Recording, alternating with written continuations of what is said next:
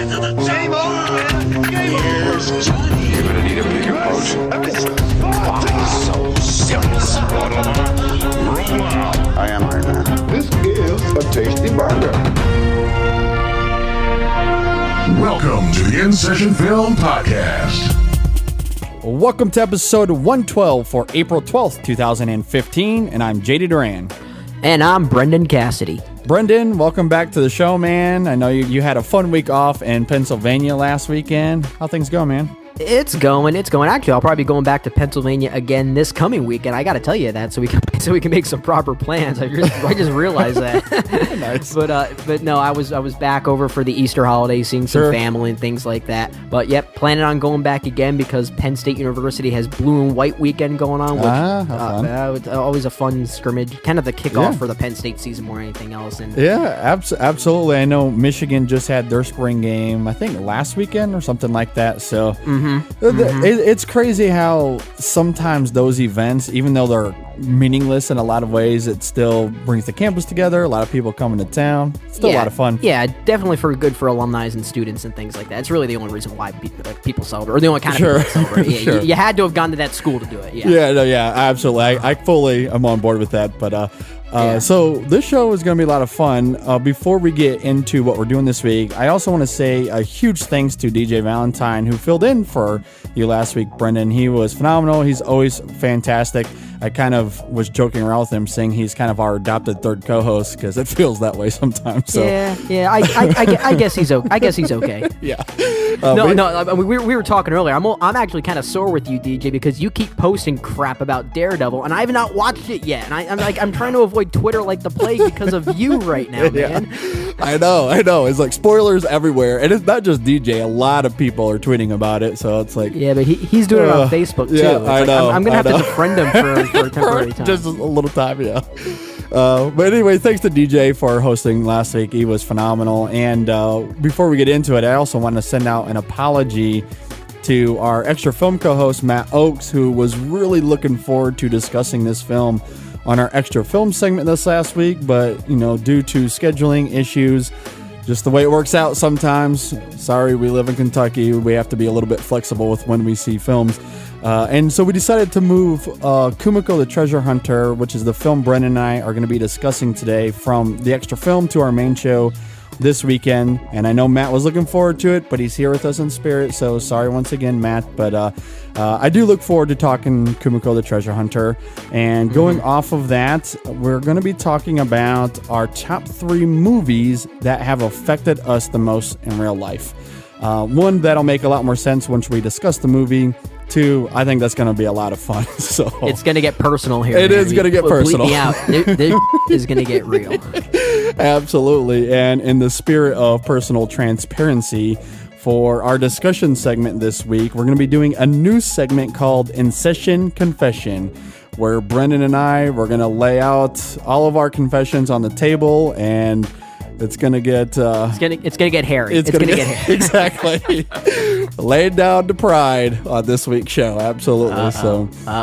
And I do want to throw something out there. As sorry as we are to our good friend Matt Oakes about reviewing this movie now and he can't be here, you can't blame us for not wanting to talk about The Longest Ride. I mean, exactly. Come on. Exactly. Yeah, we weren't going to talk about The Longest Ride, and I think that was the only big release this weekend that I'm aware of. So it was. Yeah, so I wasn't going to do that, and Kumiko was available for us, and so we had to move it to this weekend. It was going to be a lot more of an interesting film to talk about. So yeah. That's the life of being an extra film co-host, but you're just extra.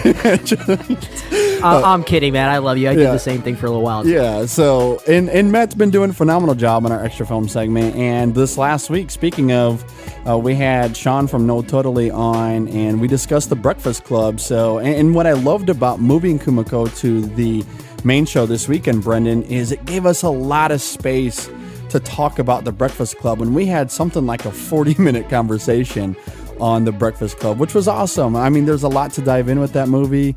I quite dug it a lot, and I think we had some really great conversation on it. So I think it all worked out in the end. So I would agree. It was a good discussion. I got the chance to listen to it, and it was warranted. It's the 30th anniversary. Exactly. Yeah, it's the 30th anniversary. Exactly. For it. Yeah, absolutely. So yeah. So definitely go and check that out if you haven't. But right now, Brendan, we got a fun foreign language film to talk about, and Kumiko the Treasure Hunter. Let's get into it. And here we go.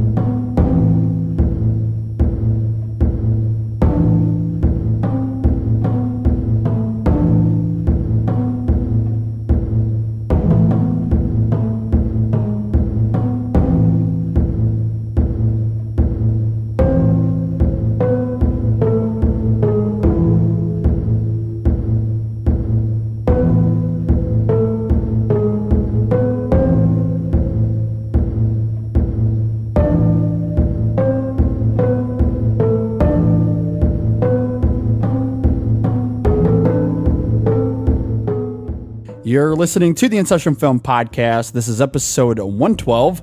Brendan, you were gone for a week. Let's go to the cafe. We have a lot to catch up on soon. What's your phone number? Kumiko じゃん、みちだよ。すっごい偶然、嬉しい。今さ、すっごい一瞬だったんだけど、絶対久美子だと思って走っちゃった。めちゃめちゃ久しぶりだよね。何年ぶりかな。結構経つよね。だよね。どうしてた？元気に。本当よかった。元気。そっか。あ、ねえねえねえ、ちょっとお茶していかない？積もる話もあるし。あ、忙しい？あ、そっか。あ、じゃあさ、この携帯に番号入れてよ。で、今度都合合わせて会わない？はい。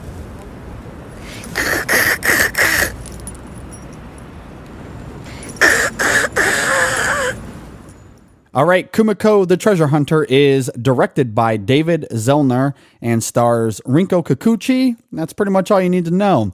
So hopefully when Brendan and I set up the clip, it makes a lot more sense after listening to the clip, because that, I'm sure, was a little weird.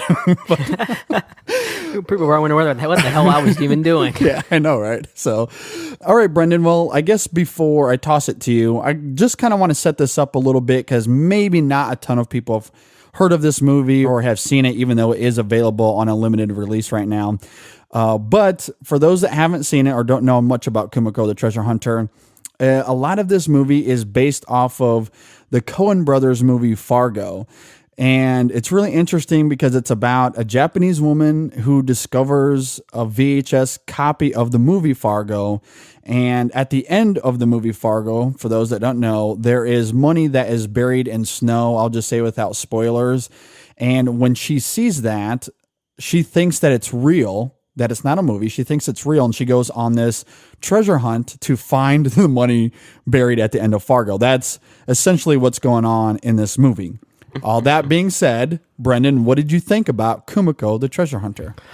I think the other thing we also have to add here is that apparently, and I was doing some research after I saw the film, that this actually is an urban legend, that it was apparently it was believed that there was a Japanese woman that in real life did see the movie Fargo thinking it was a real map for a treasure and did essentially go to find this. Like, I think it's been debunked that it isn't quite true, but the point is that it's very ironic that essentially the film is a lie, just like Fargo was to begin with, when it opens up with a disclaimer, this is a true story, which I think is incredibly ironic. The thing is that like a lot of people might be asking themselves, do you have to see the movie Fargo to really appreciate this movie? And the answer is, thank God, no, you really don't. Sure, I agree. And that was my biggest worry going into this movie, was that because every time a movie that comes out that's built around another movie, I feel like that they continually reference that other movie way too much, to the point that it's too well built upon that, if that makes any sense.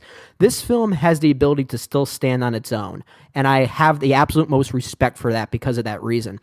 It's also kind of ironic that it's also written by two brothers, the Zellner brothers, and directed by one of them, just like the Coen brothers. I thought that was kind of interesting. Sure. But the thing, this tells a very simple, a very familiar story about a lost soul. I mean, that's essentially who this character of Kumiko is.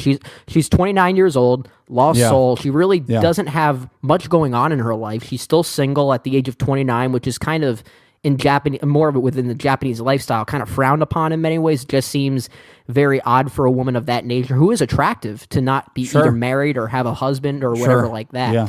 And she doesn't have much to really live for at this point. The only thing she's grasping onto is the fact that she believes that this treasure exists. So it's a very interesting theme about, not only just striving for your dreams, as bizarre and maybe unrealistic as they may be, but it's like a very, very early midlife crisis for this woman. So, and essentially it's a very familiar story, but it's done in a very human way.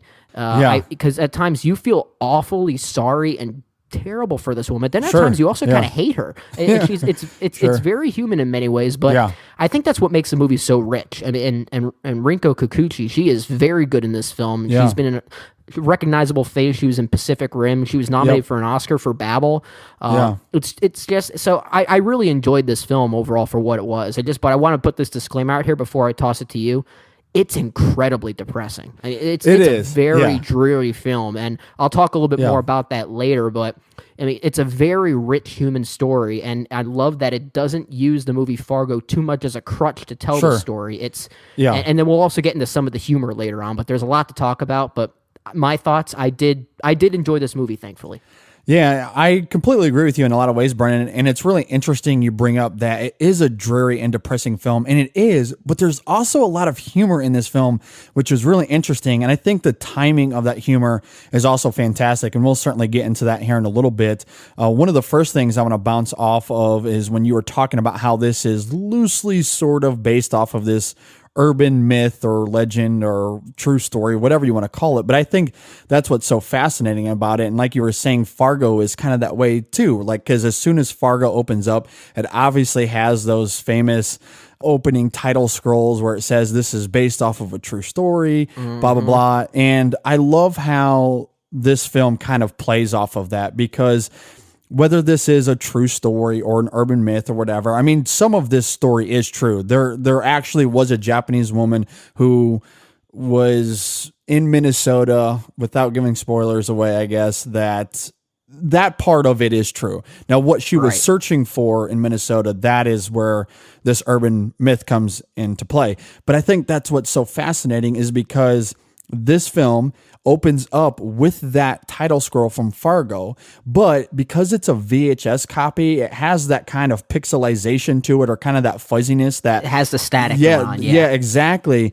And I think it really does a great job of seeding that idea of whether this is fact or fiction. I think all of that is intertwined together so well. And I think that is the point of this story. Because like you were saying, like, she is kind of mentally unstable, but she is very passionate about finding this treasure and what that means to her. And I think all of that plays into its main themes of reality versus fiction and entertainment, and how sometimes that can be blurred. And that doesn't necessarily have to be a bad thing. In fact, in our top 3, we're going to talk about how that is a good thing. But there is kind of this sense with how fast we are able to get entertainment nowadays, and how much that we just engulf ourselves in this digital world, that sometimes that notion of reality and entertainment can be blurred. And I think that exploration of this character in this movie, while it is depressing at times, it's also really fascinating to watch. I think it's rich, like you were saying. There's a lot to dive into, which we are certainly going to do that. And I think when talking about that idea of reality and the way we perceive it, which is a big part of this movie, is two very different things sometimes. And I think it was told really well in this film. And I think you touched on a very interesting theme that I don't think a lot of people are going to take away from this film, just because it's so hidden in the context of the style of this film, I guess, in many ways.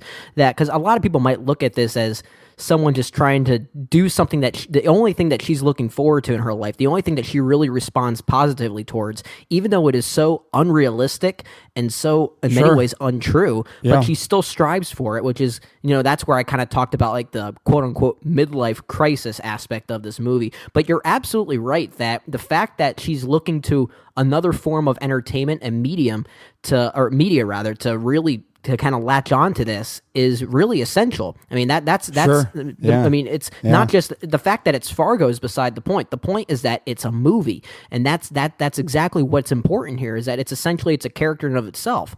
And that's what I think I really appreciate, because I really think you hit the nail on the head with that theme there about entertainment on its own, and basically the influence that entertainment really can have on us, whether it be film, television, music, or anything. And you're right, we're going to talk about this more in our top 3 and how these things kind of have an influence on us, because when you think about it, entertainment really does revolve around all of our lives in some way. I mean, whether or not we enjoy a certain medium of it more than others is kind of beside the point. We're all influenced by it in some way, and it helps kind of shape some decisions that we make about where we put what we choose to do with our own lives. And it's a very important theme to talk about that I've never really seen done in a very interesting way like this, because when you watch this movie with its stark cinematography, it's kind of creepy atmosphere. It almost kind of feels like a horror movie sometimes. It's a really interesting theme that's kind of buried here, but it's really interesting. I mean, you hit the nail on the head. Yeah, I absolutely agree, and I think it is really fascinating when you're talking about that idea, and I think it's exactly why when I saw Kumiko in this movie, I don't know if I fully believed that she was just full on this crazy, insane person, even though her journey is certainly crazy and unrealistic. But I think there's a sense of her knowing her isolation. She has no friends in this movie. She's very self-loathing. Like you were saying, she's this office lady that has this strained relationship with her boss, especially with her mother as well. And in a lot of ways, she hates her life, but deep down, she's just looking to create her own path and looking for some adventure. And so when she comes across this piece of entertainment, it just sparks this idea for her. And I think it's where that theme kind of lies in the middle with this movie and the story of this specific character is she has a side of her that is just so depressing and dark, and she has no direction for her life necessarily. But then there's this side of her that speaks to her in some way. And then when that culminates, we go on this really interesting journey that is going to end up badly, because we all know as sane people that it's a movie that doesn't exist. In fact, there's a scene in the movie where Kumiko is talking to this cop, and the cop is like, this is fake. It's a movie, which is really fun. It's a fun meta moment in this movie, because this is a movie and it's essentially doing a lot of the same things.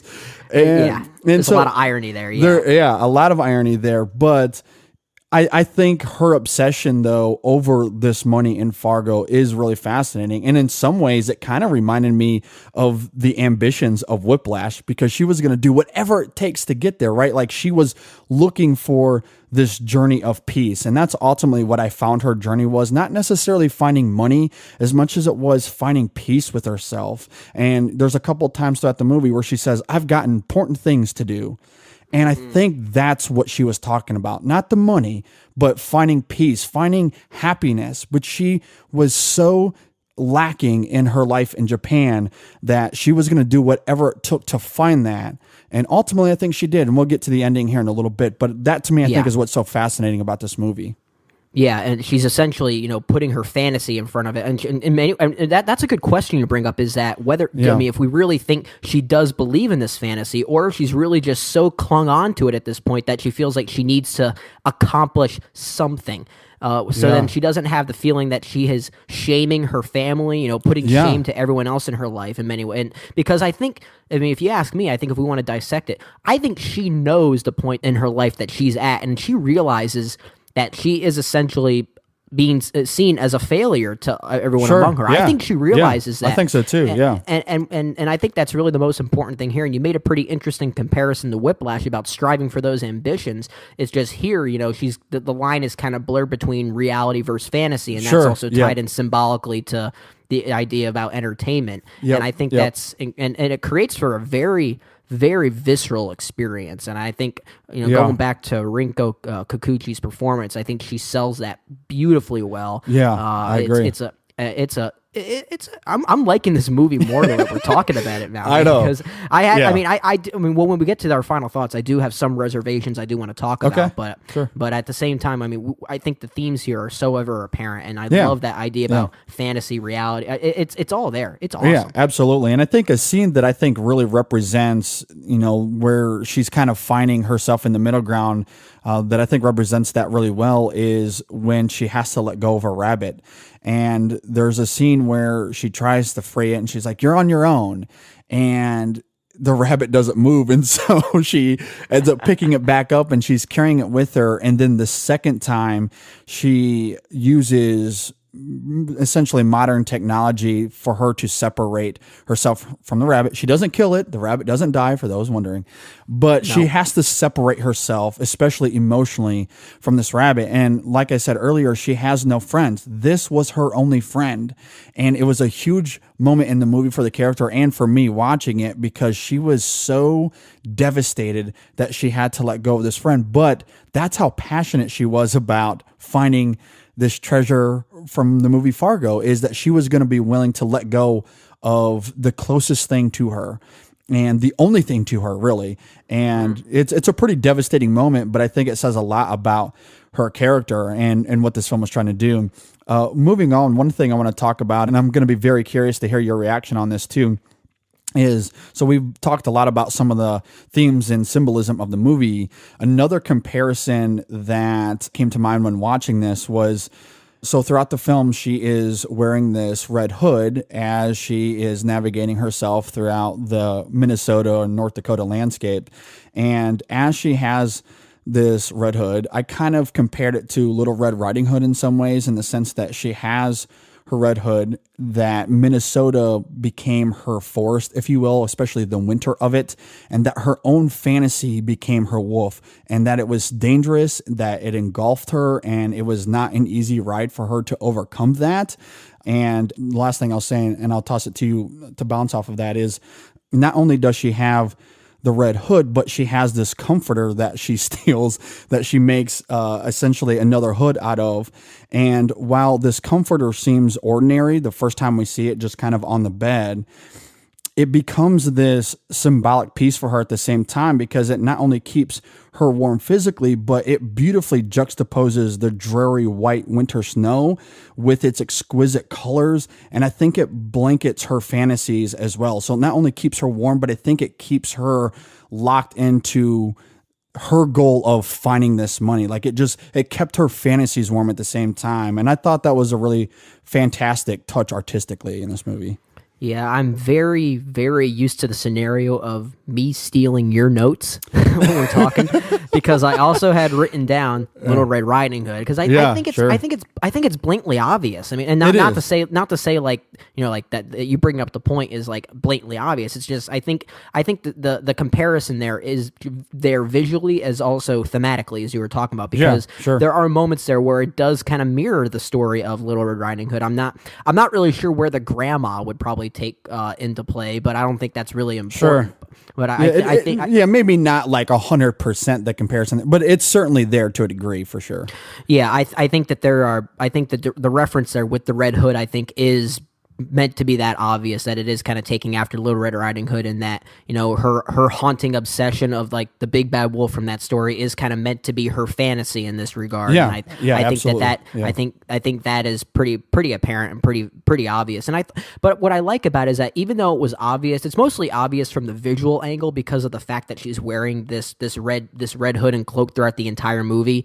But I love that it doesn't force feed that kind of symbolism there. I think aside from the visual Red Hood, I mean, the story of Little Red Riding Hood isn't like, it's not trying to retell that story or anything like that. It's not like what a movie like Black Swan did with Swan Lake. It's subtle enough that it's just trying to create a similar character juxtaposition in many ways, and that's really all it's there for. And I appreciated that it wasn't trying to make it heavy-handed. So you're absolutely right. The themes are there. It helps enforce it doesn't really help enforce the themes. It really just helps enforce her character motivations more than anything else. Yeah. I think that's what it's there for, and it's well done. Yeah, I agree. I think it's really well subtle is what I would argue anyway, because I don't think it really ever draws attention to itself on the surface. There's one time the cop kind of says something about it in terms of, hey, I'm looking for a woman that's walking around in a blanket, and that's it. I don't think that it draws attention to itself at all in terms of the story, but I think thematically it adds a lot to what this character is going through.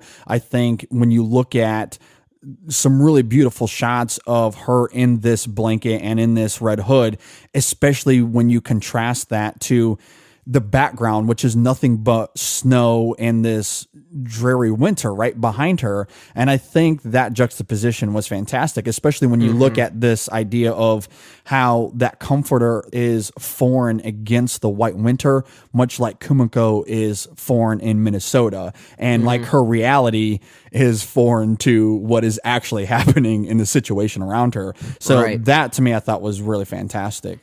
Oh, I completely agree. Yeah. All right. Well, let's talk about some of the humor in this film, because she eventually runs into this cop, like we were just saying, and there's some really funny scenes that she has with this cop, and in particular, there's a really interesting scene where, well, one, they're watching the movie Fargo, or the ending of it, right? And he's watching Steve Buscemi's character kind of burying this money in the snow at the end of Fargo, which is kind of funny to me. Like, did they watch the whole movie? Like, were they just sitting there watching the whole thing, or did she just show him that part? I don't know, but that's, I think she just showed him that part. I just thought that would be kind of funny if they sat there and watched the whole thing. Like, that would be a little awkward, but. A little date night. A little date night, yeah. So, and then that's where, right after that, is that meta moment we were talking about earlier, but he realizes there's a cultural barrier between the two of them. Obviously, she's Japanese. She doesn't speak English all that well. So what he does is he takes her to a Chinese restaurant, expecting that the Chinese lady that runs the joint would be able to speak Japanese and know Japanese. And the lady at the restaurant is like, I'm Chinese, I don't speak Japanese. And the face on the cop is priceless. It's so good. Yeah, and he's a director of the film too, actually. Oh, really? David Zollner. Oh, yeah, nice. Yeah. So he cast himself in the movie. Yeah. The other part of humor is the scene you were talking about a little bit earlier, where he puts a siren on and says, I got a call about a lady running around with a blanket, and then pauses and goes, are you that lady? And just the way he, and it just, it's great. Yeah. I guess to kind of jump to the gun a little bit. I mean, these moments of humor, they are funny, but when I'm talking about some of my reservations for the film, a lot of the humor was part of my reservations of this film. Now I'll get to those a little bit now. And it's not because I thought the humor was bad. It's because I found it kind of distracting, because some of the style of the humor reminded me so much of the Coen brothers. It was almost like a lot of those jokes were interesting. A lot of those jokes, the kind of awkward, dark humor. I felt like a lot of it was like ripped out of the Coen brothers handbook, and the fact that this is referencing around the movie Fargo, it almost felt like it was too obvious in many ways. It's a very light thing. I mean, it's not. I'm not saying the humor didn't work, but sometimes it was a little distracting because it did feel very Coen brothers-esque to me. But that's only a minor criticism, but you can't fault the fact that the humor is pretty jarring. It is pretty jarring. No, yeah. and I guess I read that pretty much the exact opposite. I think that's what I appreciate about this film a lot, is it's not doing the exact same thing as the Coen brothers. There are certain references to the film Fargo, like we were saying with the opening title scroll, which they show several times in the movie, as to say, we don't know what's real and what's not real. But not only that, but these kinds of scenes, to me, they're jarring and they're funny, and I felt like it worked within the context of the film, but it didn't feel like it was too much. I didn't feel like scene for scene they were trying to hit the same beats as Fargo necessarily. No. And I guess what I'm saying is that the influence was so obvious. I think that's where I found a little distraction from it. And I guess another reason why it works for me, while I certainly understand your argument, Brendan, is I think that the cop here, he kind of juxtaposes the Fargo cops to me a little bit, in the sense that they're kind of the hero in the movie Fargo, where here this guy in a lot of ways seems incompetent. And it's not so much about him being incompetent as much as it was he was ignorant to these culture barriers, and he had assumptions that was just stupid. Like it was funny, but it was obviously stupid. But at the same time, he does have a heart that I think was pure for Kumiko. I think he did sympathize and wanted to help her, but those barriers ended up having, I think, almost a negative effect. And I think that's where the film turns into what it was doing before, and why it works so well for me is because, it was this chunk of time within the movie where things lightened up a little bit. We had some really interesting dynamics between Kumiko and the cop. And then ultimately it went back into this notion of the blurred realities. And I liked it because of that. Yeah, I completely agree as far as the way that those scenes resolve themselves and the dark direction that it kind of turns into. I was happy it went that route. I was glad it went that route, and I appreciated that. I guess the film did kind of need, I wouldn't say a lighthearted moment like what they were having together, where it showed like that there was possibly some light at the end of the tunnel. But I think we needed to see that kind of interaction between them, because you talked about it being kind of meta, and I think that's part of the I don't know if it's symbolism or whatever, but I think it helps kind of talk about the themes of entertainment in and of itself kind of within this world. Exactly. I think it kind of needed to go that route. Yeah, but yeah, you're absolutely right. All right, well, let's talk about the ending real fast without spoilers. Of course, we don't want to give away spoilers, but how did you read the ending to the film? I could say, but I could spoil it at the same time. I think it's pretty obvious what happens. I think it is too. Yeah, let's just say it that way. I mean, it's one of those endings that it's not directly telling you how it ends, but I think it's pretty obvious how it ends.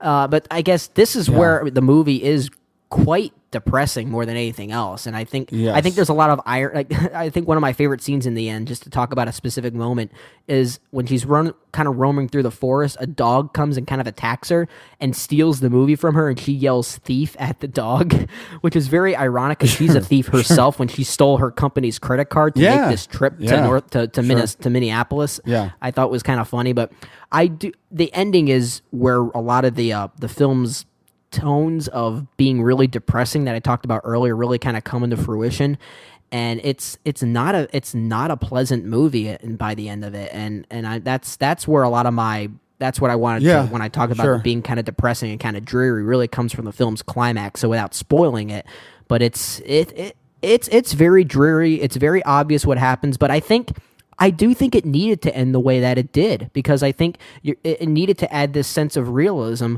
and to kind of show that, you're talking about the themes of reality versus fantasy, that blurred line when it comes to entertainment, kind of the dark side of it. And I think that's where the ending kind of helps enforce the dark side of it, if that makes any sense. Sure. No, I can certainly understand why a lot of people would feel that way, because it is heartbreaking and sad. I don't think there's any way to get around that. And while it is a little bit obvious, sure, I liked how it was handled, though, in the end, because, again, I don't think it was drawing attention to itself. I think if you know the story and where this is going to go, much like a movie Fargo, I think it hit those beats really well without necessarily giving too much away. I think it was ambiguous in all the right ways, but I don't even know if I would call it ambiguous. I think you can figure it out pretty easily. Right. And the reason I dug it a lot too is, while it's heartbreaking and it's tragic because she was a very broken person, that is for sure, I also found it kind of uplifting in the sense that I read it as Kumiko going on this journey of finding peace, and she finally found that peace. And that's all I'll say without spoilers, I guess, but I think it was her not only finding her peace, but finding it within the tragedy. And I thought it was beautifully shot. I loved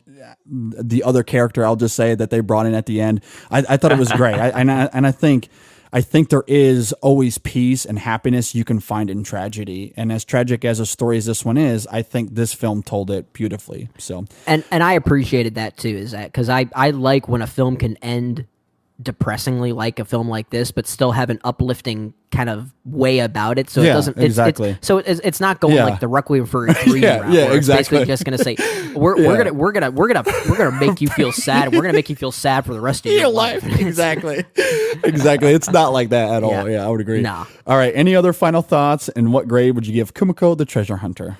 So I feel like I said my piece. I don't really have to say more, but I really enjoyed this film overall for what it was. I think I would give this around an A-. I think that's fair for what I would give this. I guess my only thing though, and this is something that you said a while ago when we reviewed the film The Fault in Our Stars, I think we both gave that a B+ or somewhere around that range. Sure. But you also said you couldn't quite recommend it because of how upsetting the film was. And I think in many ways I almost have to give that kind of same reservation for a film like this. It's not like it is very depressing, but I think for certain people, I think for certain specific people, like for anyone out there that's feeling personally lost in a very severe way, don't watch this movie. I mean, I'm serious. I think for certain people, if they're in a similar boat like that, they're going to have a very negative effect on this. And I think certain people like that probably shouldn't watch it. So I have a hard time recommending it fully to everyone because I think there are certain things here that are going to speak really negative and personal volumes to some certain people. But you can't fault the fact that the craftsmanship, the cinematography, the writing, the story, the acting, everything else that from a technical standpoint is quite beautiful, and it's tragic in the uplifting ways that we talked about, has really worthy themes that we talked about between fantasy and reality and that blurred line of entertainment, as well as just kind of feeling like you come to a certain point in your life and you've accomplished nothing and no one's pleased with what you've been doing with your life. But for anyone that's personally kind of in that boat, I can't recommend this movie for you. It's simple as that. Sure. But it is a good movie. It does what it succeeds in what it's trying to do. Yeah. And I can certainly echo those sentiments for a lot of people that are going into this blind, or especially if you haven't seen Fargo, it is going to be a little bit of a tough watch. I'm going to be a little bit more optimistic about it than Brendan in the sense that I think it's a pretty great companion piece to Fargo. So even if you sit down and watch Fargo, or if you've seen Fargo, that movie itself is dark in a lot of ways as well. And I think this film, it handles its dark themes in a way that, while sad and heartbreaking, it is uplifting at times. And like we said, there is a lot of moments of comedy that I think makes the film a lot more manageable to watch, even though it is a little bit of a tough watch. So if you don't like Fargo or like that kind of setting and tone and the violence of that movie, then yeah, you're probably not going to like this either. But if you tend to like that, I think you can at least give this a shot and possibly quite enjoy it. But one other scene I want to mention real fast before I give my grade is when we were talking about moments of humor in this film, and going back to the clip that we used to intro this segment, when her friend chases her down and asks her for her cell number, it's really awkward, and Kumiko has no interest at all in this conversation. I think it says a lot about her isolation and the kind of person she is, which again, Rinko Kikuchi sells masterfully. She is so good in this movie. And what's also interesting with that is later she gets a cell phone call from maybe her mother or something, but she takes out the SIM card and she grinds it up against the wall as to say, I have no interest in society anymore, not even family, not even close friends. It doesn't matter. The only thing I care about is finding this treasure. And I thought that was maybe one of the most heartbreaking scenes of the movie for me, is she was so detached and did not care. And it was ultimately her doom, I think, in a lot of ways, and why it's really heartbreaking. But overall, I think it's still a really good film. I think thematically it's so rich. It's fantastically well layered. Again, I love the notion of how fact and fiction are so intertwined and so blurred in this movie. And ultimately, it's about finding peace, regardless of the arduous journey it may take you on. And it's heartbreaking and sad, but I think it's also one that you should check out if you can handle this kind of material anyway. So I'm going to give this an A. It's actually in my top 5 movies of the year so far. I dug this movie quite a bit. So, and if you want to read more of our thoughts on this, you can check out our Letterboxd review at letterboxd.com/InSessionFilm. And if you agree or disagree with our takes on Kumiko the Treasure Hunter, you can let us know by leaving a comment on our Facebook page at facebook.com/InSessionFilm, or you can tweet us at InSessionFilm. And you can also leave us a comment on our Google Plus page or email us at InSessionFilm@gmail.com. And the one thing I do want to say first is that I feel like we watched a different movie when it comes to a film like Fargo, because I would argue that that's a comedy. I think that is one of the funniest films I think I've ever seen. And it is funny. It is funny. But I think that's what makes the Coen brothers so great, is it's a blend of thrilling mystery, dark material and a lot of comedy. I would agree. Yeah, I would agree. I mean, I guess I'm only pointing that out because I mean, Kumiko has some funny moments, but it's not a comedy. It's not a comedy. No, I agree. I would actually argue that Fargo is one of the best satires on American crime that I think we've ever seen. I love that film. And I can't wait for season 2 of that show to come out. I know. Me too. I'm right there with you. It's great stuff. All right, guys. The InSession Film Top 3 is next, and Brendan and I, we're going to be discussing our top 3 movies that have affected us the most in real life. Yeah. So essentially, this is going to be InSession Film Therapy. So we'll each play doctor, and we'll each Absolutely. Bust out the couch. Yeah. Stay tuned. We'll be right back.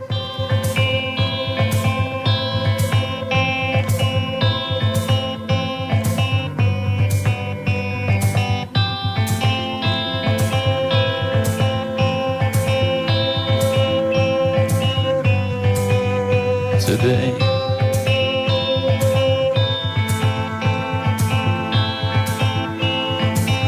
you were far away,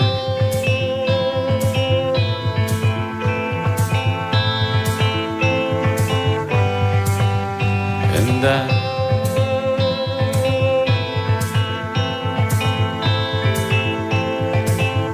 didn't ask you why.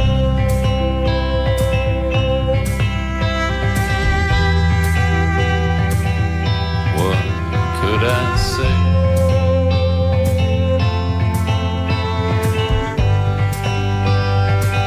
I was far away.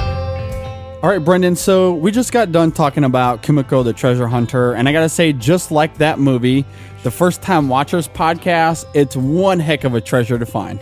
How did I know you were going to do that? Because I'm predictable, I guess. Oh, that's adorable. Tim, you're a little treasure, man. He is a little treasure. Oh, that's so cute. All those guys, though. But okay. Regardless, no. They're a great supporter of our show. Definitely a podcast, everyone out there. You guys got to check it out. I mentioned Tim, but there's also the other treasures, Walter and Romano. All equally great treasures that equally know their movies very well. Absolutely. Their banter is amazing. It's a very entertaining show, just like a lot of movies about treasure. First Time Watchers, guys, they're the best. Yeah. It's definitely a treasure in that regard, but not much like Kumiko. How depressing that film is. So exactly. we don't want to compare them to that film. I think they'd be very insulted. I think they'd be very insulted by that. But let's talk about their uniqueness, because every week that they'll pick a movie that neither one of them have seen and have a really fresh discussion on their show, which is that's what a lot of people like to listen to. That's what I like to listen to. I don't know about you, man. I love those kind of fresh perspectives. And they'll also talk about other movies and trailers that they've seen. If you love movies, just check it out. I mean, they've got it all for you, man. They absolutely, and they have some awesome movie recommendations at the end of the show that I would also pay attention to. And the show overall, it's smart, it's fluid, it's easy to listen to. You can tell they have a lot of fun on their show. Their chemistry is just fantastic. So, Brendan, where can you find this treasure on the internet? Well, really, the only way is just pop in the movie Fargo and find where the money's buried, and you'll find their show. It's in the opening scroll of that movie. It's in the opening. That's right there. We've got. I even made a treasure map for you guys. No, you can find them on. Go to InSessionFilm.com/FTW treasure map, and then that's how you find them on the internet. I'm kind of curious. I think you just put something there. I'm curious. Okay, never mind. Let's stop talking about ourselves. That's way too much work, although it sounds fun. No. But here's how you can really find these guys. Go check them out at firsttimewatchers.blogspot.com, and also hit them up on Twitter at firsttimewatchers. You want to get in conversations with these guys on Twitter. You really do. They're fun. I mean, just avoid all the posts from Tim about every single day about a new day closer to Mad Max Fury Road coming up. Because it just gets annoying. I love you, Tim. Outside of that, fantastic stuff. Yeah. And you can also find them on Facebook. I want to throw that out there as well. Just search for First Time Watchers. Absolutely. Go subscribe to them on iTunes. Leave them a review while you're there. I promise it's absolutely worth your time. Again, that's the First Time Watchers podcast.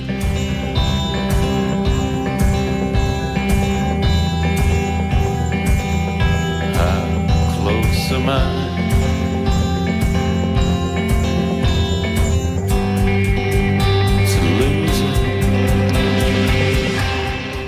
You're listening to the InSession Film Podcast. This is episode 112, and now we're going to be going over our top 3 quote-unquote affecting movies, or as I like to call, InSession Film Therapy. So this is gonna, this is gonna get personal and real, and and maybe depressing, maybe uplifting. We shall see. But JD, man, what specific criteria did you have to pick your top 3 this week? Yeah, I didn't have a ton of specific criteria. I mean, just kind of going back to what we've been saying. I mean, it's personal. These are movies that have affected us in real life. And I kind of looked at that in several different ways. So each of my picks, they're going to be different for very different reasons. And, you know, a lot of the times when we do this list, Brendan, I will exclude films that have been on a list before or films that I've talked quite a bit about. I did not do that this time. Like every single film was pretty much available to me this time around. And so even if it's been on a top 3 several times before, a couple of them may show up again or could be in my honorable mentions, but I didn't want to limit anything because this is such a personal top 3 that I wanted it to be the strongest top 3, if that makes sense. No, I completely agree. And that makes perfect sense to me. I'm in that same boat, and I'll go a little bit further as well. That first thing I want to say is that unlike a lot of our other top 3s, this is not a measurement of what we consider like positive quality in a film. Like this is not like, for me at least. There's at least one movie on my list that it's actually a bad movie. I mean, and it's not about being a good movie versus a bad movie and things like that. It's not about quality. At least it wasn't for me. I don't know about you. Sure. And yeah. And another thing is that like I'm looking at a lot of films that basically I wanted to pick ones that had a personal influence or effect on me, but ones that had a lasting effect on me to this day. Yeah. That's still, Yes. if that makes any sense too. So a lot of these, like I said, maybe not necessarily great movies. A lot of them may have been, childhood films for me, and they kind of had a lingering effect since I've seen them in some way. Yeah. So that's kind of what I wanted to focus on, something that was lasting regardless of film quality. Because with a personal list like this, I think you kind of have to disregard certain things like that. But I think this is going to be a very interesting top 3. I'm really looking forward to this one, man. Yeah, it should be fun. So I'll let you start us off, man. What's your number 3? Okay, so for my number 3, I'm probably going to lose some people here with this pick, but I don't want politics to get in the way. So whatever your personal beliefs are, just kind of hear me out for a second, because it's not so much about religion, but my number 3 is The Passion of the Christ. Now, the big reason I picked this one isn't so much the religious angle.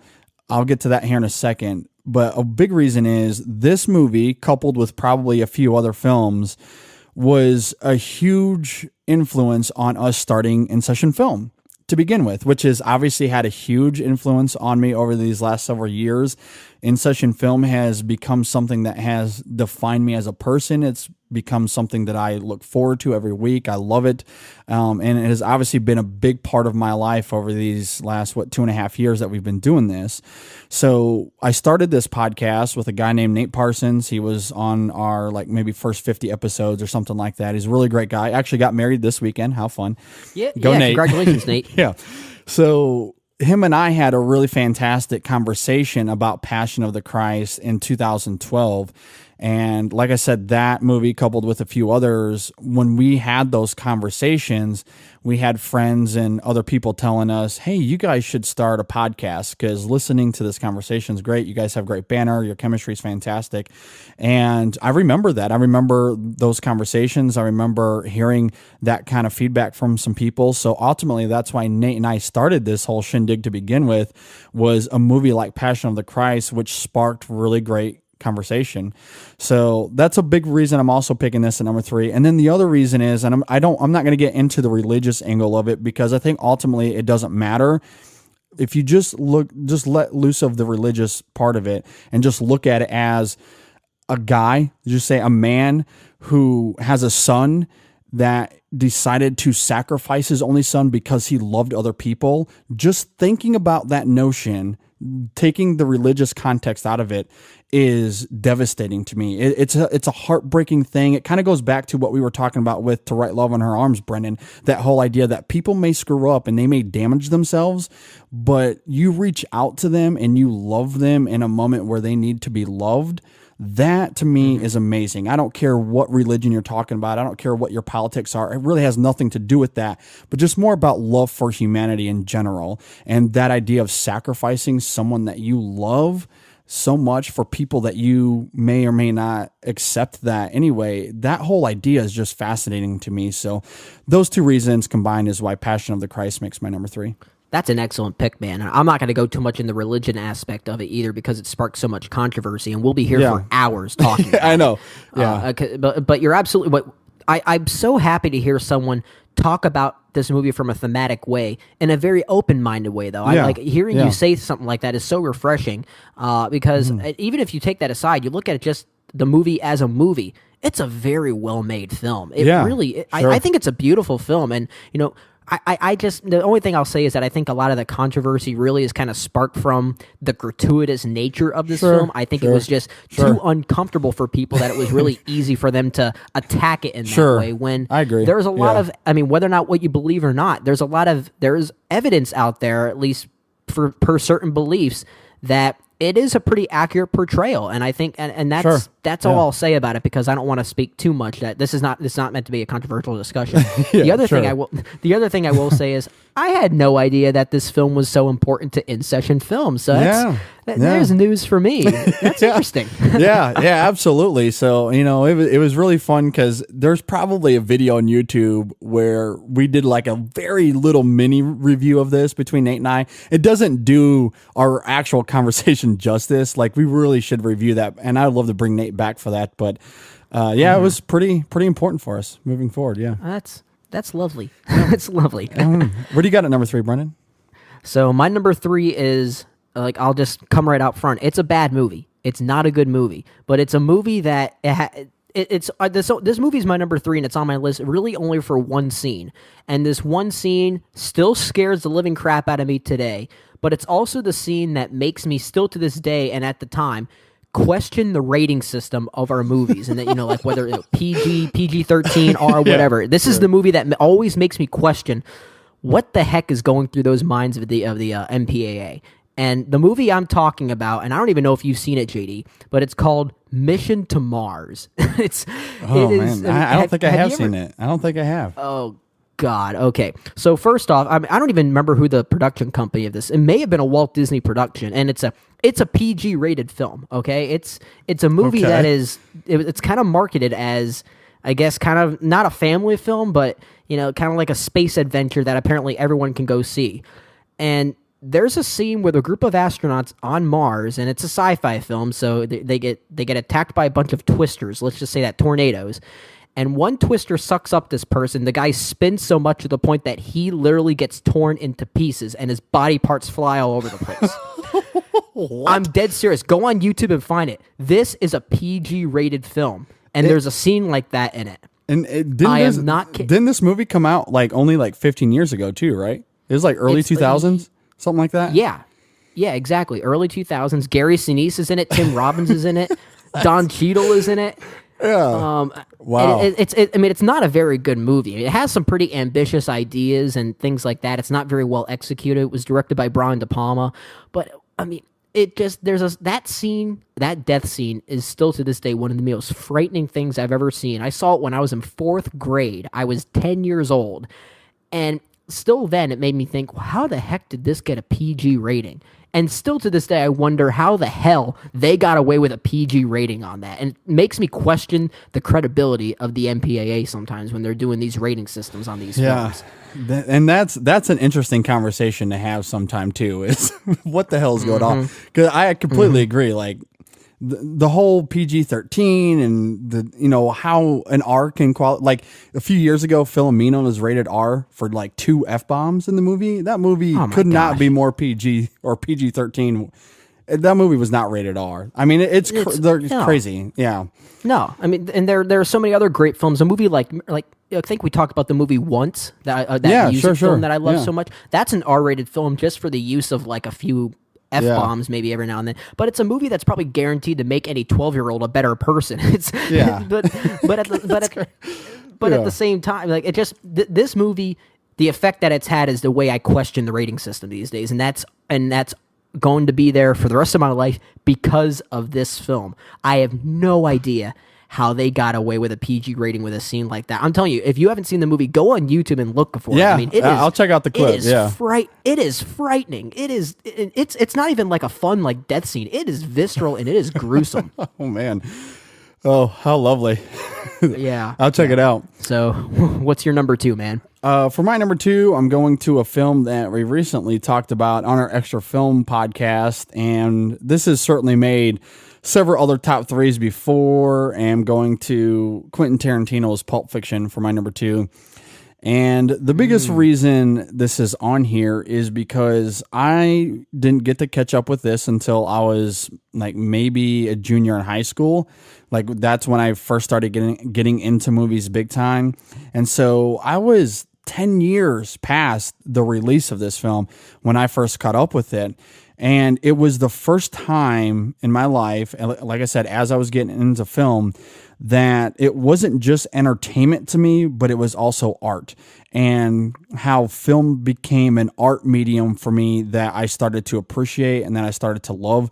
And this was the first one I was able to see the balance of those and see the both of them and have conversation about that I have to this day about this movie. Like I said, we just discussed this on our Extra Film, and it's just one that I stick to. I mean, this is in my top 5 movies of all time. I absolutely love it.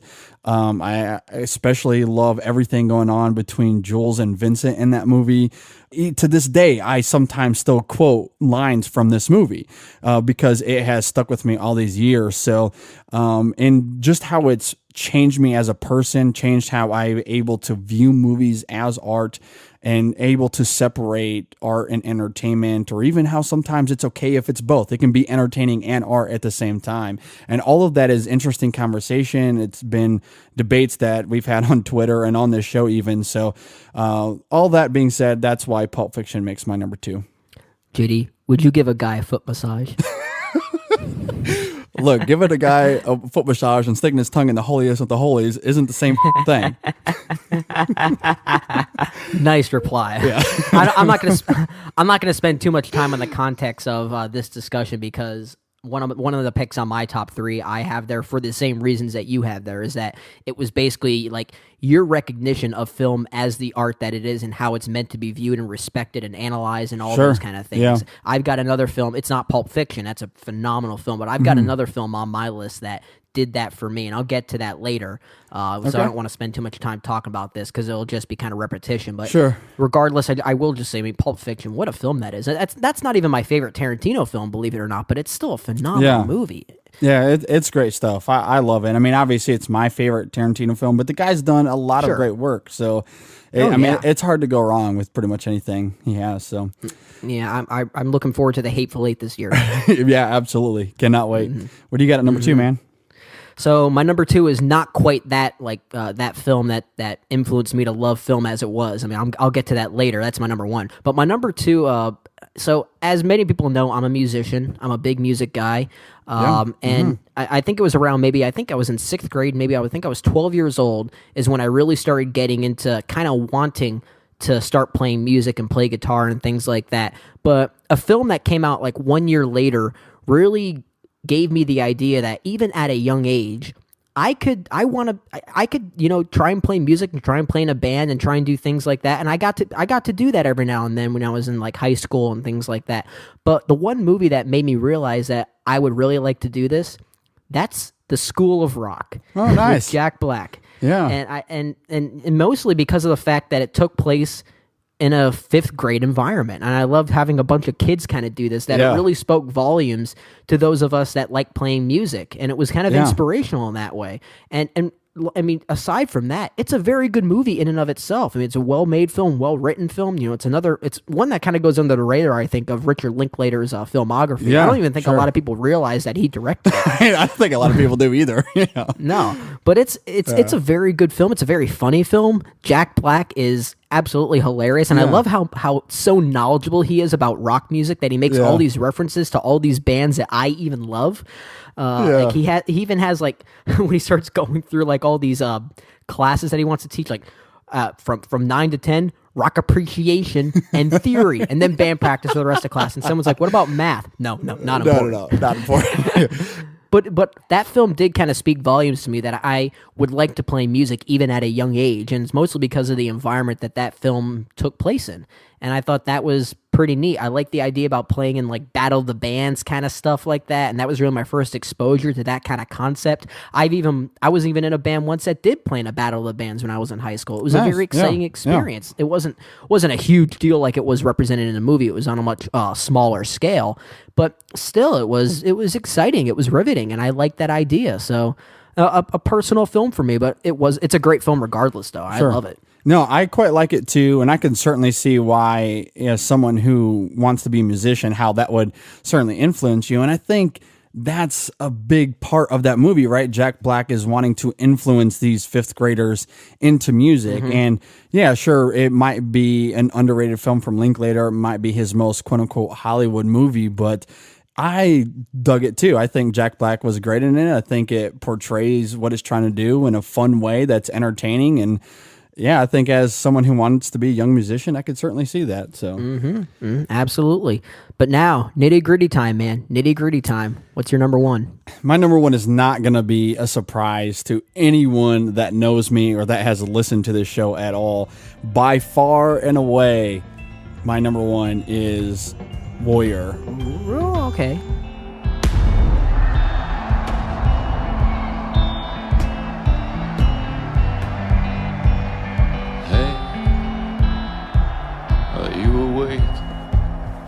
Yeah, I'm right here. I'm sorry, Tommy. What can I ask you? I'm sorry.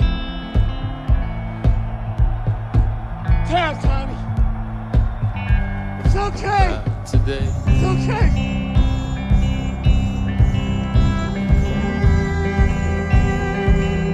how close am I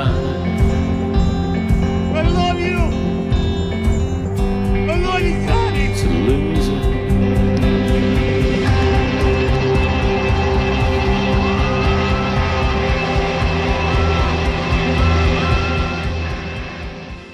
This is the 2011 film directed by Gavin O'Connor, starring Tom Hardy, Nick Nolte, and Joel Edgerton. And I've talked a lot about this movie on the show. It's probably made more top 3 lists than any other film. I don't know that, but I'm guessing because I've had it on a lot of top 3 lists before. And I was blown away by this movie. Absolutely blown away. And I remember the day that I was introduced to this movie because I was sitting in the theater getting ready to watch some movie, and I saw the trailer for it. And it's one of those trailers you look at, you're like, I just saw the whole movie pass. And I didn't care. It didn't look interesting, even though it was starring Tom Hardy and Nick Nolte. And it looked so bland. And I'm not a huge MMA guy, so that kind of turned me off as well. And it just looked like it was so superficial to me. So I didn't catch up with it. And then me and a group of people, like maybe 10 of us, we went to a dollar theater that was like near us that was playing it. And people were like, hey, let's go check it out. I was like, whatever, it's $1, right? Like it'll be fine. I'll just go watch this. Had no expectations for the movie, and it blew me away. Absolutely blew me away, because this movie not only was mismarketed, but I think is one of the most underrated films of all time, at least in my book. What this film says about forgiveness and recovery and brother-to-brother relationships and father-son relationships, which, again, I've talked a lot about those dynamics on our show before. It's just something that I gravitate to in so many ways, kind of going back to some of the themes I was talking about with Passion of the Christ. But what Joel Edgerton and Tom Hardy are able to present in this movie as two brothers and two very distinct paths who are so broken, and their relationship is so strained. And both of them, their relationships with their father, played by Nick Nolte, is also incredibly strained. And the movie is more about that than it is MMA. MMA is just a vehicle that moves the story forward. And that last scene of the movie where Brendan is calling out to Tommy is just devastating to me. Like every time I can't just watch this movie on a whim. I have to go in prepared, because I'm going to lose it every time. So, and just going to find a clip for this show after the podcast is done, I guarantee you there will be 5 minutes of me crying at my computer watching that clip. So I love it. Absolutely love it. Yeah, I was nodding the whole time, just to let you know. I was trying to remain quiet and not give any like interjections like, yeah, because you were having a moment there, and I wanted to let you play that out. No, I appreciate it. Yeah. You hit the nail on the head in one thing that you definitely said, and that's calling this one of the most underrated films of all time. Because I'll go as far as to say this is one of the top 3 best fighting movies ever made, at least in the sport realm. If you're gonna lump this within the boxing, MMA, fighting movies or whatever as a genre in and of itself, this is absolutely one of the best films in that genre. Sure, it's a beautiful film. It's beautiful film. It's incredible, and outside of just being blown away by the film, in terms of its lasting effect on me, which is ultimately why we're having this top 3, it really comes down to forgiveness and overcoming whatever obstacles you have in relationships. That's ultimately what this movie does in such a visceral and potent way that I think ultimately, just the exploration of those relationships is why it makes my number 1 of this list, and why it's just one of the most impacting movies that I've ever experienced. I mean, when I was sitting in that theater, all 10 of us that went with, we were all just losing it, absolutely losing it. And even when I bought this movie on Blu-ray, I did it for Christmas a few years ago. Just looking at the cover in the store, I had to go into the corner because I was just a bawling mess just looking at the freaking cover of it. That's cute. Yeah, I know. I just there's not another film that touches me emotionally more than this one does. It's a crime that it only got nominated for 1 Academy Award, and that was for Best Supporting Actor for Nick Nolte, because it was much better than that. It was much better than that. I saw it late in the game. I didn't see it at the time that it was of its release, or else I would have easily manipulated my top 10 of that year. But it's a great movie. It's a great movie. Phenomenal film. Love it. Yep. All right, Brendan, what do you got at number 1, man? So my number 1 is my number 1 for the same reasons why you had Pulp Fiction on your list. This is the film that really taught me how you can appreciate, analyze, and love film for what it is, and that kind of art form that it was. I mean, granted, I will say, but before this film, way before I saw this film, I still loved film for what it was. I still really enjoyed it. But this is the film that made me really appreciate it more as an art form. It made me start really catching up with, the Academy Awards and things like that. It made me start following film in a much more in-depth fashion than ever before. And this is the film that did it for me. And it's not an old film. It came out in the mid-2000s, and it was the film that Martin Scorsese finally won Best Director and Best Picture for, and that is The Departed. There's a special card to play? That guy Jimmy Bags, whose jaw you broke, happens to work undercover for the Boston Police Department. I'm going fucking nuts, man. I can't be someone else every fucking day. It's been a year of this. I've had enough of this shit. Calm down, all right? Most of the people in the world do it every day. What's the big deal? Well, I'm not them, all right? I'm not fucking them, okay? Exactly. You're nobody. You signed the papers, remember? Now, we're the only 2 people on the face of this earth that even know you're a cop. How about we just erase your file?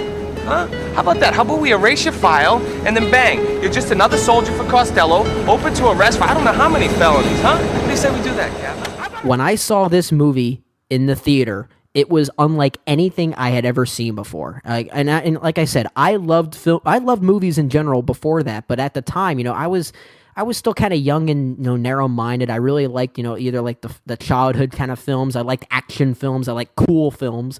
But then when I saw this movie, from the great writing, from the great acting, from that shocking sequence in the end, and I'll never forget my theater experience when that happened. When people just screamed, like people freaked out and shrieked in the theater, and I'll never forget that.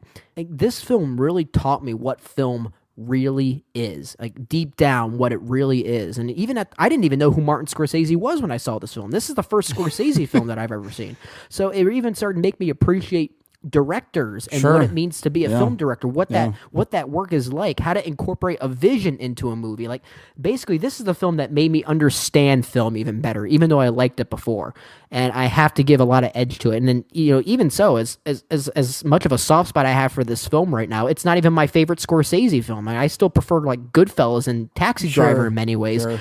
But I'll always love this film just for that reason. And even on top of that, it's a great film regardless whether of that or not. It's an awesome movie. I love this movie. Great crime thriller. But wow, what a turning point this had for me. Yeah, no, I can certainly see that pick, and I think the way you articulate that is fantastic, because when this film came out, for someone who is starting to learn and appreciate film in that manner, this is one of those very much like Pulp Fiction in the sense that it has a lot to say. It's a thrilling story. It's a fun watch to have. It's entertaining, but the way that it's layered and pieced together is so complex and interesting that I can see why it had the same impression on you that Pulp Fiction had on me. So that's a really, really interesting and awesome pick.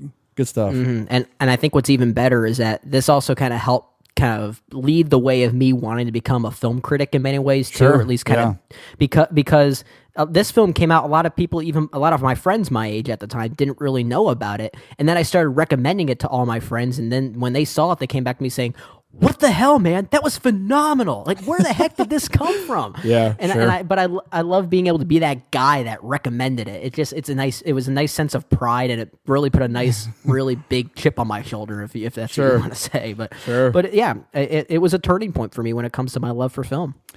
Very cool stuff, man. So how about you, man? What kind of honorable mentions did you have on your list that just missed out on you? Yeah, I'm just going to go through these real quickly. As far as a few honorable mentions, I also had The Shawshank Redemption, which is one of my favorite films of all time, and pretty much I had it on there for a lot of the same reasons as Pulp Fiction did.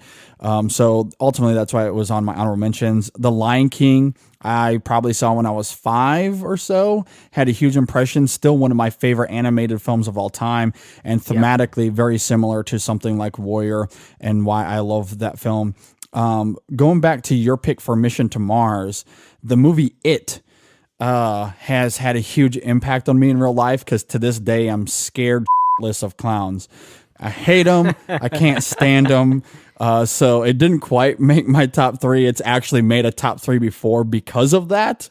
But in this case, I just kept it as an honorable mention. And the last one I'll mention real fast is going back to last year, my number 1 movie, Locke, and what that movie has to say about owning your mistakes, something that has stuck with me viscerally ever since watching that movie too. Oh, so yeah, good stuff there. Yeah, and I don't have a whole lot of honorable mentions on my end, to be honest. Like, actually, you mentioned about being afraid of clowns. Well, here's the thing. A lot of my honorable mentions are films that had a lasting effect on me, but only for a temporary time. They didn't really, if that makes any sense. Sure. But you talk about being afraid of clowns. I'm not afraid of clowns anymore, but I used to be when I was a kid. But it was because of the film Pee-wee's Big Adventure. Yeah. And Nice. you remember that scene where yeah. like the clown statue and he finds out his bike is missing. yeah. That scared the living crap out of me as I a know. kid. Well, the other film I had on here is I talked about The Departed being a film that influenced me to love film. A film that almost did that for me was the very first Harry Potter. Harry Potter and the Sorcerer's Stone kind of did that for me.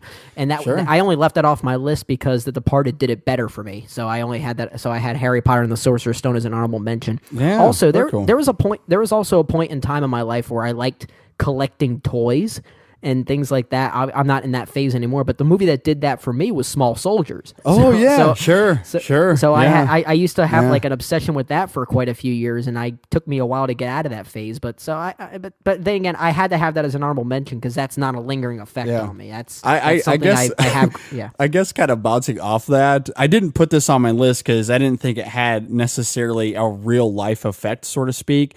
But if you want to go in that vein, Transformers in some way has affected me in real life because I've been kind of forced to champion that franchise. I was waiting for you to bring that one up, man. I've been forced to defend myself quite a bit and why I like those movies. And I guess in that sense, it's had an impact in real life. But I guess the film itself didn't impact me as viscerally as some of these other ones. But because other people are like, why the hell do you like those movies? That's why it's had an impact. Boom. There you go. There you go. So I'll add that as my honorable mentions then.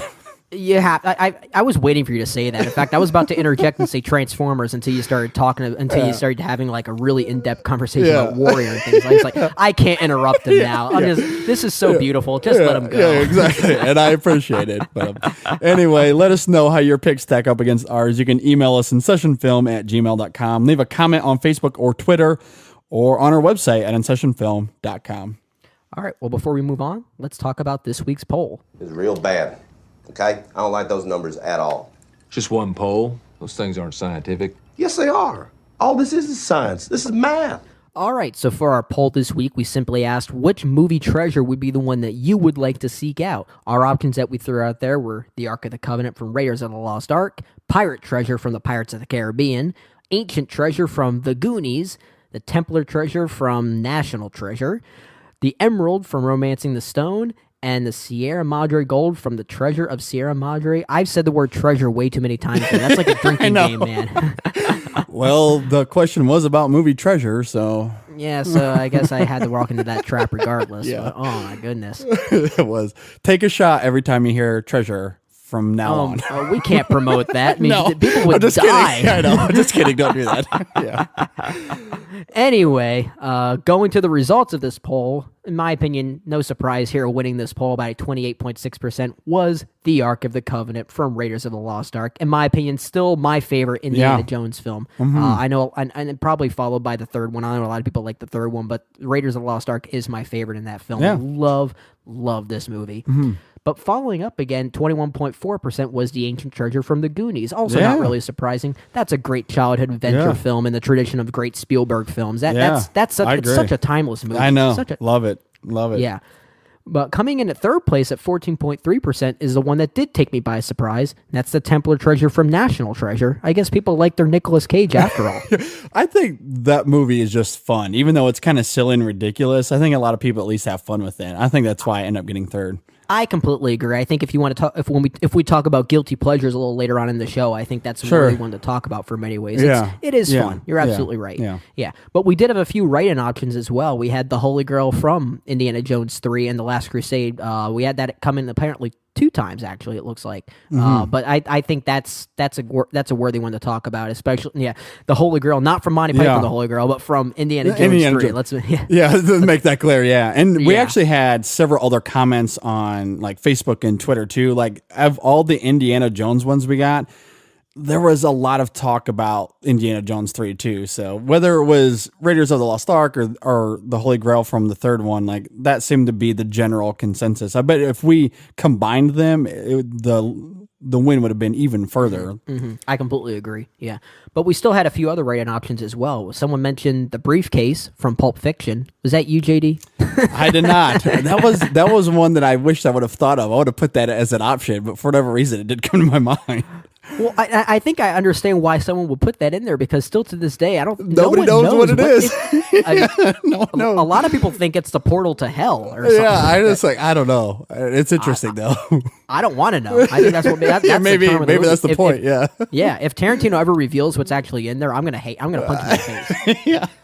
It'll probably be a lie though, just to get people off his back. Yeah, he just won't say anything. Just don't say anything. Yeah, exactly. I know. Yeah. But thanks everyone that voted on the poll this week or sent comments on Facebook and Twitter. We really do appreciate it. So, all right, coming up next, Brennan and I, we're going to be starting a new segment called InSession Confession.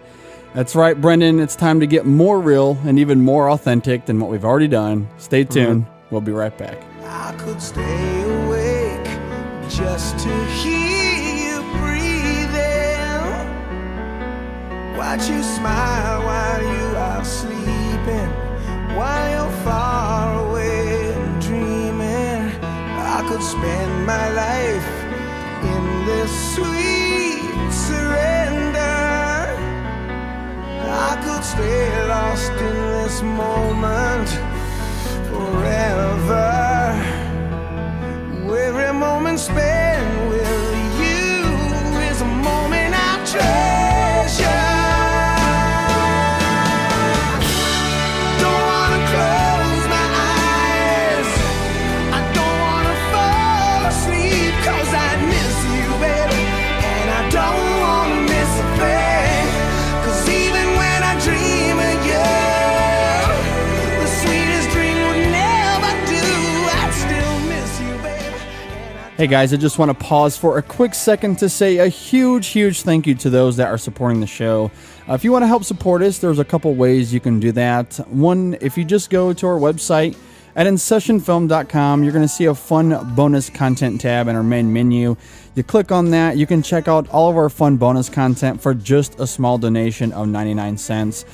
They actually are free to listen to, but we do encourage and appreciate that small donation. And last week, since DJ was hosting on the show, we did another edition of Nerding Out with DJ Valentine. That's now available. We had a really fun discussion talking about these geeky properties that we would like to see come to the big screen that hasn't had its rightful adaptation quite yet. So definitely go and check that out. Another way you can help us is just a straight donation, whether it's a one-time donation or we have a brand new monthly subscription platform. So if you go to InSessionFilm.com/donate, you'll see both of those options right there on that main page. Yeah, and I can't absolutely echo those sentiments enough. We absolutely appreciate everyone's support. And another way that you can support us is by going to something we have called the InSession Film Store, of all things, where if you want to get like a nice little object with our logo on it, such as a mug or something like me, I went and got a tie, and I could wear that to work whenever I want. You can now too. Or if you want to dress nice for something like Keeneland going on in Lexington, Kentucky, wear it there or something like that. There's a lot of ways you can get But we've got a lot of objects on there with our logo on it for you to help support us and things like that. What you can do is you can go on to InSession Film Store, InSessionFilm.com/store to take a look at everything we've got there. And also that we talked about in the very beginning of the show, we are supported by Audible.com. And what you can do, you sign up there by getting a free audiobook download and 30-day free trial by just going to www.audibletrial.com/InSessionFilm. That's another great way to support us as well. A lot of ways, everyone. Yeah, absolutely. So no matter what you do, whether it's just a subscription to iTunes, a like on Facebook, or a follow on Twitter, no matter what you do, we really appreciate everyone's support.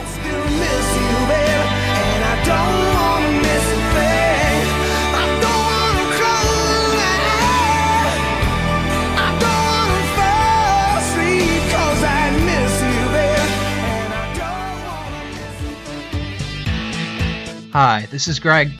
This is Chuck.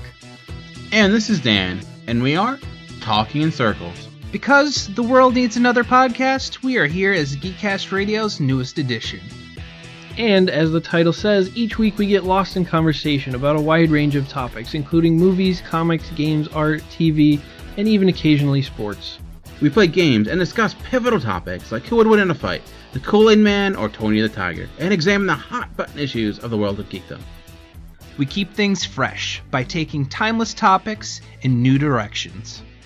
We are simply three friends having a fun time talking about life's most fascinating foibles. Stay connected with us every Tuesday on iTunes or at geekcastradio.com. You're listening to the InSession Film Podcast. This is episode 112, and now we're going to be starting a brand new segment we're calling InSession Confession. What can I do for you, Mr. Kowalski? I'm here for a confession. Oh, Lord Jesus, what have you done? Nothing. You just take it easy now. What are you up to? Are you going to give me a confession or not? All right, for this segment, it's pretty easy. All Brennan and I are going to do, we're going to take turns getting on the couch, and we're just going to confess to something movie related, whether it's a classic film that we've never seen before, a guilty pleasure, or maybe a classic that's highly regarded that we just don't like. Whatever the case may be, we're going to lay out some confessions right here before everyone. So, Brendan, I hope you have laid down your pride. I'm going to put you on the I'm going to put you on the couch first, man. What is your first InSession confession? All right, Doctor. Let's okay. This one's going to be pretty bad. And I'm going back to your theme about great movies that I haven't seen. And here's one I haven't seen, and that's the original Back to the Future. What? I have not, but guess what? I have seen parts 2 and 3. Nice. That is the bad part, is that I mean, I guess kind of like you, I have seen bits and pieces of the original. I just never ever sat down and watched the entire original film, and that's the one that is supposed to be good. It's because I'm awesome. not a huge fan of parts 2 and 3. I think they're kind of dumb, to be honest. Sure, they're not as good as the original, at least in my opinion. The first one is awesome. I think you'll dig it. So, and there's like some really interesting music moments that I think you'll especially like. But I mean, that is the part I do know is the Johnny B. Good performance. Yeah. I have seen that, and but aside from that, I've never sat down and watched the entirety of the first Back to the Future. It's great, and I think when it comes to that conversation of like how the future would be affected if you went back in time kind of thing. I think this is one of those movies and universes that I think does it about as clearly as you possibly can, where it's because it's so easy for that kind of topic to get so convoluted that I think it's pretty clear the way they present it in these movies, and it's fun and it's interesting, and he obviously goes back in time. He's having interactions with his parents and just the way, it's great. Yeah, and wasn't this one of the first movies to address it, I guess, in this kind of way? Because I feel like the whole time travel aspect represented in film is really, it has to pay a lot of homage to Back to the Future. Yeah, I think it had a lot of influence for that. And from what I also hear within these films, I feel like this trilogy really exists in the same way that the Matrix trilogy kind of exists, is that the first film can stand on its own. And from what I hear is that the first film is where the heart of the whole film of the whole story is, and then parts 2 and 3 are just like the additions to it. Exactly. No, I could not agree with that more. And when you watch the first one and the way it ends, you can just watch that and never watch the sequels and have a richly satisfying experience.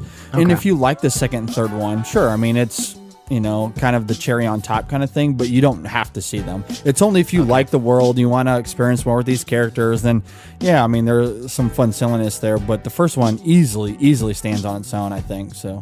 Okay. No, it's been on my list for a while. In fact, when I saw the trilogy on sale at Best Buy, I almost plan on buying it just for the sake of being able to watch the first one. But like I said, I was never a huge fan of parts 2 and 3 as from what I've seen. But that's probably because I haven't seen the first one. So yeah, sure, may have a lot to do with that. But I confess, man, I haven't seen the original Back to the Future. That's crazy. I think that's what's so fun about this segment is sometimes you surprise each other. It's gonna get worse, man. It's gonna get worse. That's fun stuff. So hopefully everyone is still listening by now. Let's trade places, because my last one I think is gonna make people say screw you. All right, I guess I'll get on the couch now. My first confession is, I'm probably not gonna go into this a ton, because I think a lot of people are in this boat. I think a lot more people than maybe are willing to admit, but this is InSession Confession, so I'm going to admit it. But as far as guilty pleasure goes, I think this is a guilty pleasure a lot of people have. But I rewatched this not long ago, and then I was having a conversation with some friends offline, and this conversation got brought up, I think yesterday or a few days ago. So the movie I'm going to is Michael Bay's Armageddon.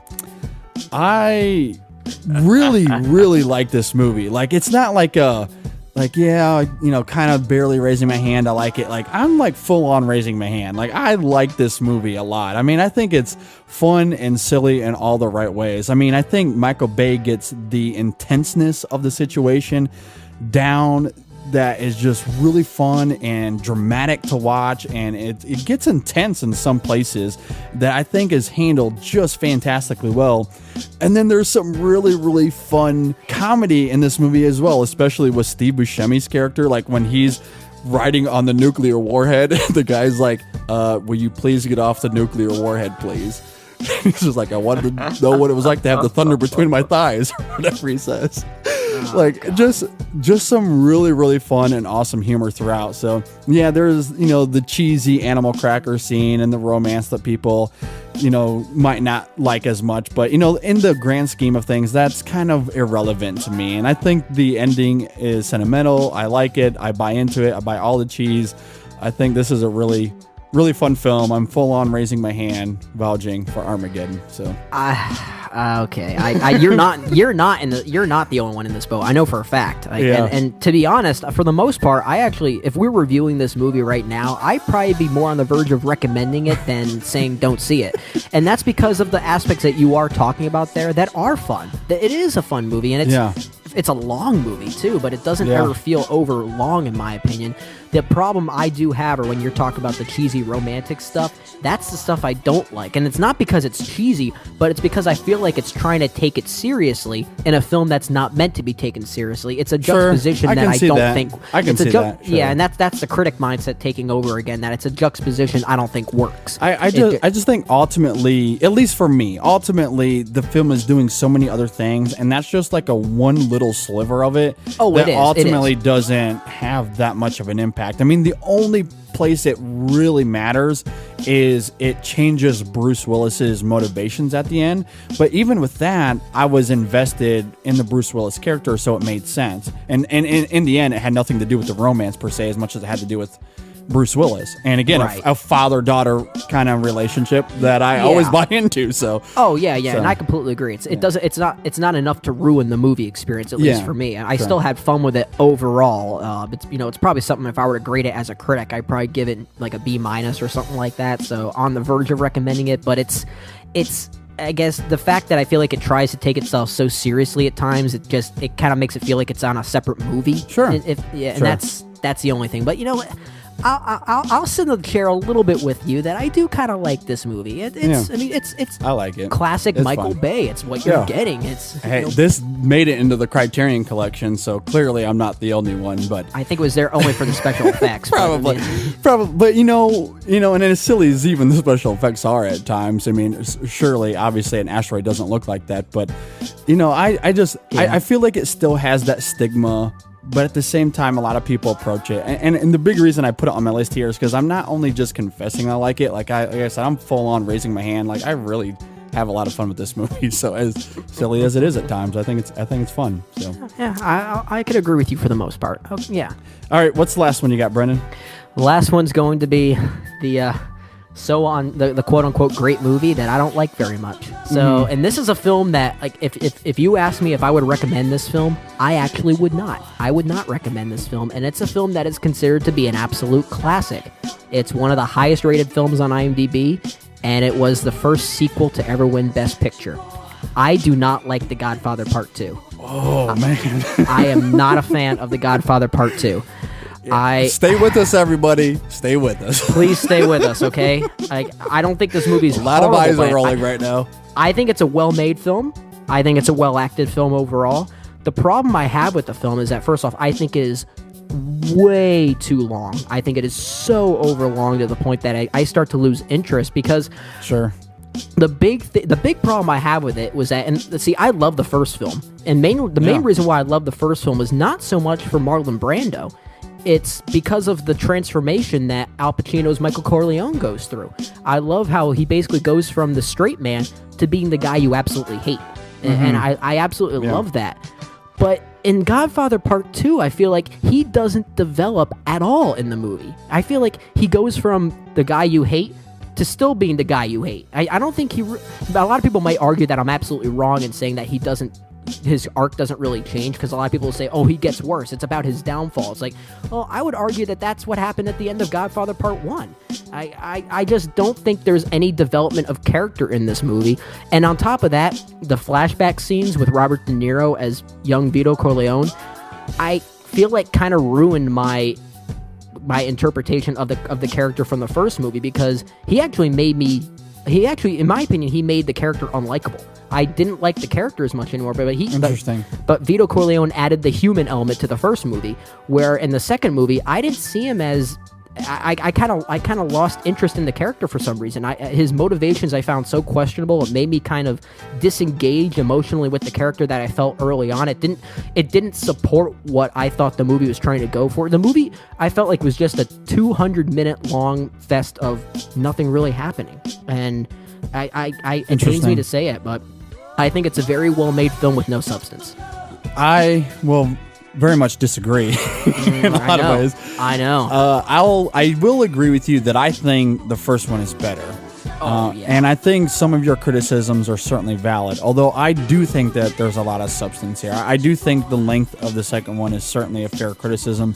I don't think it has to be as long, but I do think the second one is great. And as much as the first one sets up Michael Corleone and this transformation of becoming kind of the hero to villain, so to speak, I think what's so great about the second one is that he never came to terms with what made his father's empire great, which was built on love and respect, especially within that world. And I think that's what's so fascinating about the first one. And then in the second one, him dealing with that and never really fully understanding how this family was known for, and then ultimately he ended up building his empire on fear and violence. and how that ultimately was his downfall in a lot of ways. And I think that is explored in a fantastic way that I would recommend. So yeah, it's slow at times. The pacing can throw people off, and it's not always having a ton going on the surface. I do think though there is a lot going on once you read into everything. And the big climactic moments I think are well earned. I don't think you needed a 3-hour movie to tell what you just said. I think that could have been summed up in 5 minutes. I think that, and I feel like they could have added that as like an epilogue to the first Godfather, and I think it would have even worked better. I still question to this day, what is the point of this movie? And and I think that is the point. I think the point of it is Michael. It's not enough for me. Because I'll let you go on. I'm sorry to cut you off. No, I mean, it's fine. I don't want to get too much into it anyway, because this isn't a review of The Godfather. Yeah. And we don't have the time to do it. But I do think there is a lot of layers going on about, especially when you start to peel them back little by little. Maybe one day we'll get to do this on a throwback review. But I think when you're talking about him not understanding his father's motivations, I think when he is trying to build his own empire built on something completely different, and he's ignorant to what made his family so respected, that it had pivotal consequences around him that he was blind to. And at the same time, there was other things he was doing that was working well. And I think all of that comes together really well. Now, did it have to be 3.5 hours? No, it absolutely did not. I completely agree with you on that. But I do think overall it is fascinating to see, though. It doesn't work for me. The only thing that worked for me in the movie, and the only from a character standpoint, was Fredo, played by John Cazale. Sure. That was great. That was the only thing that really worked for me. And that was the only thing that felt like it added something new to this I guess the continuation of this saga. Because everything else that I feel like this movie is trying to be about, I still felt like I got from the first movie.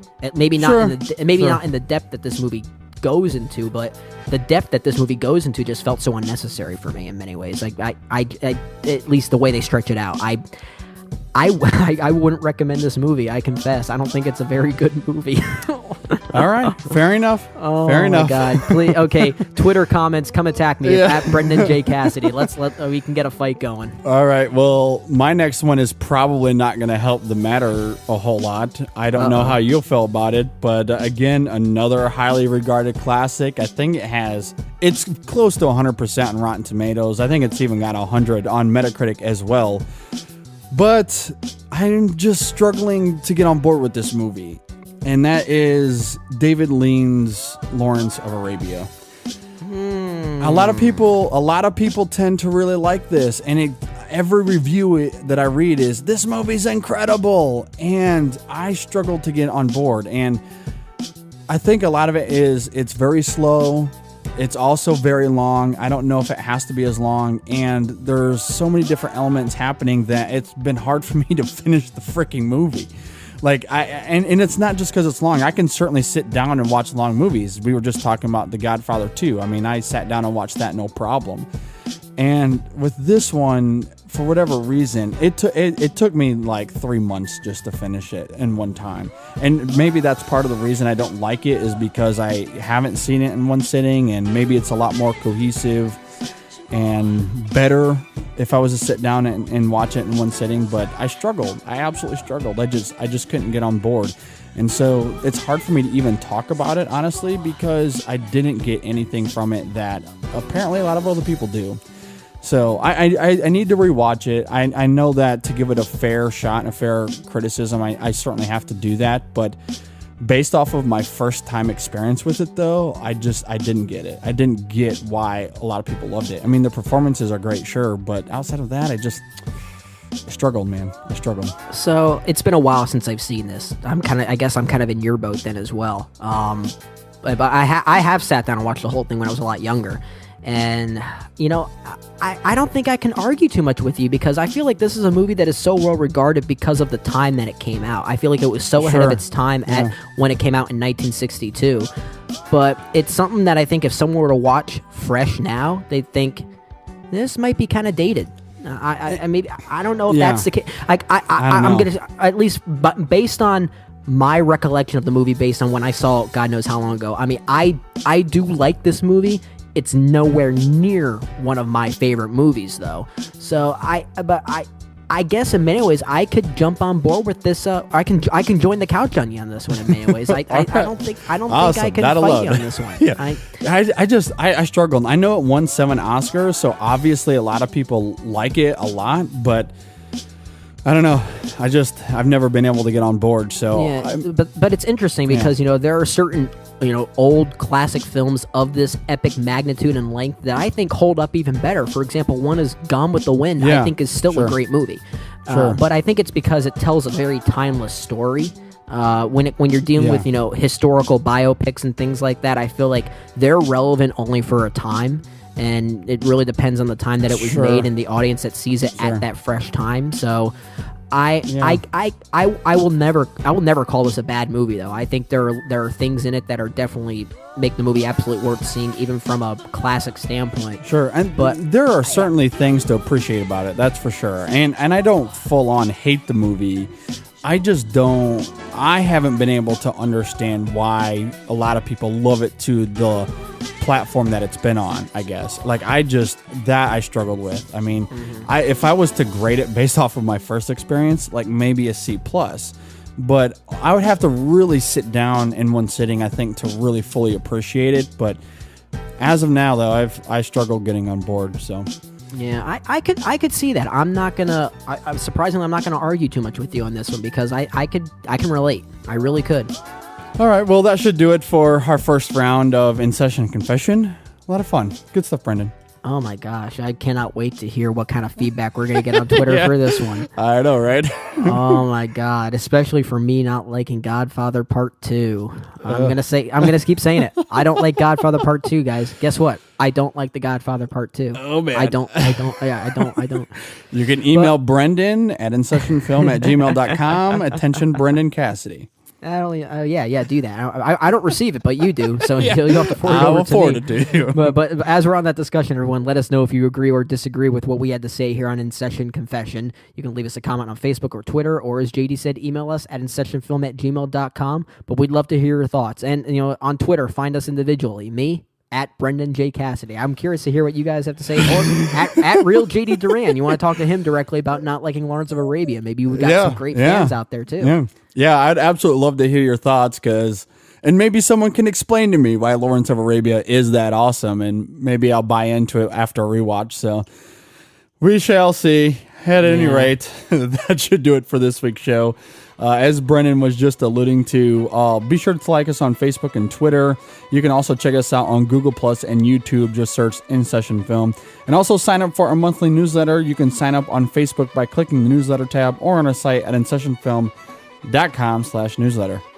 And for more thoughts on the films that we watch, you can check us out on Letterboxd at letterboxd.com/InSessionFilm. We also try to respond to every piece of email that we get, and you can email us at InSessionFilm@gmail.com, and also subscribe to us on iTunes and on Stitcher. And while you're on iTunes, you can leave us a review and comment there. We greatly appreciate some feedback there as well. And lastly, you can check us out on our Listen Now page at our website at InSessionFilm.com/listen-now.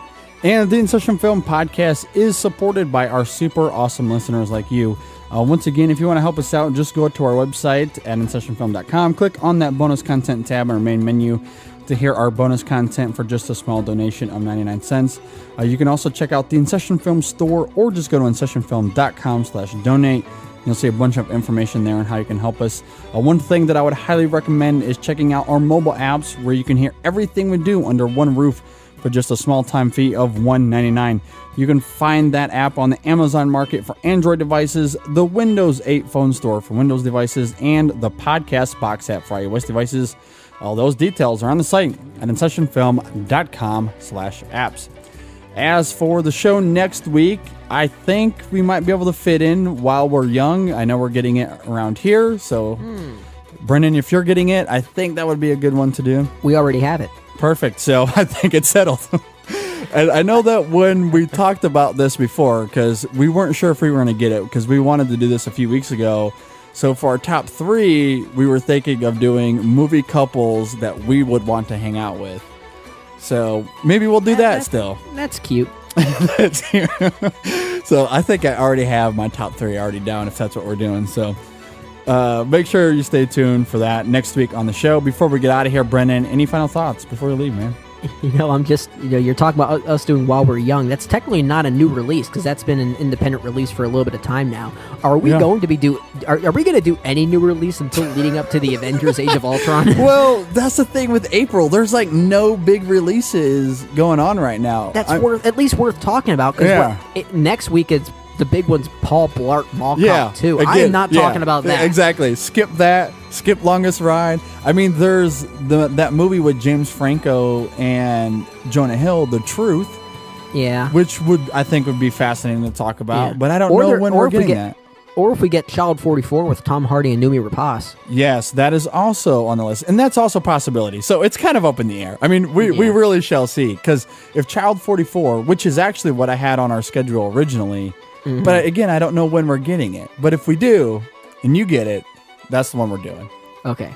So we may make some changes. Long story short, there's a good possibility we're going to be avoiding new releases until Avengers comes out. Yeah, pretty much. And everyone out there, can you really blame us? Exactly. I mean, come on. I know. So just be patient with us. Thanks for being flexible, everyone. Yeah.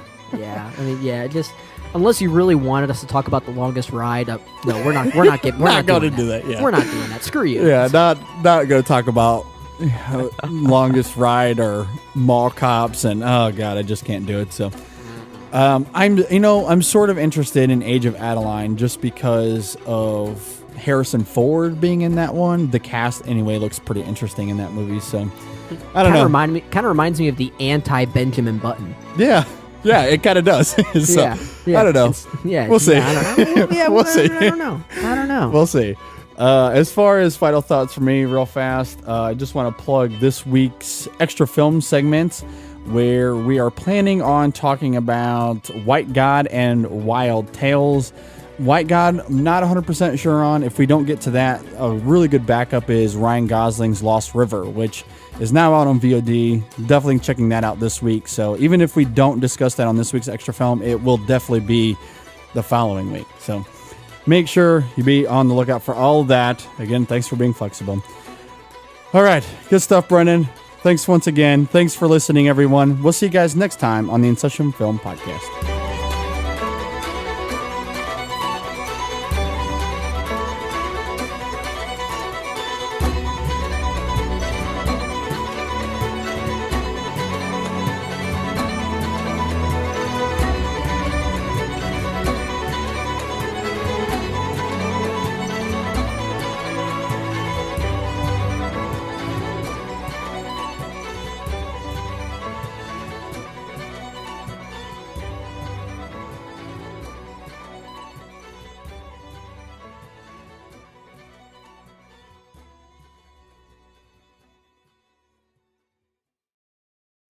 Yeah, so thanks for giving me the space when it came to the Warrior thing.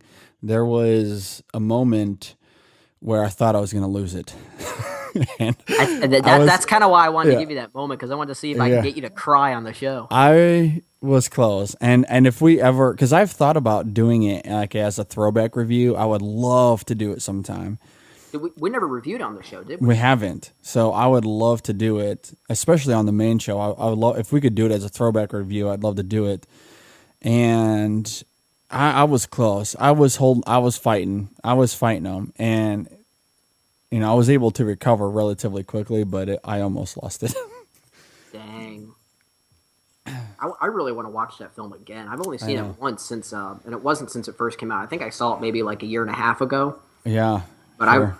I'm so sad it's not on Netflix anymore. Yeah. I'm sure it's easy. I should just buy it. Yeah.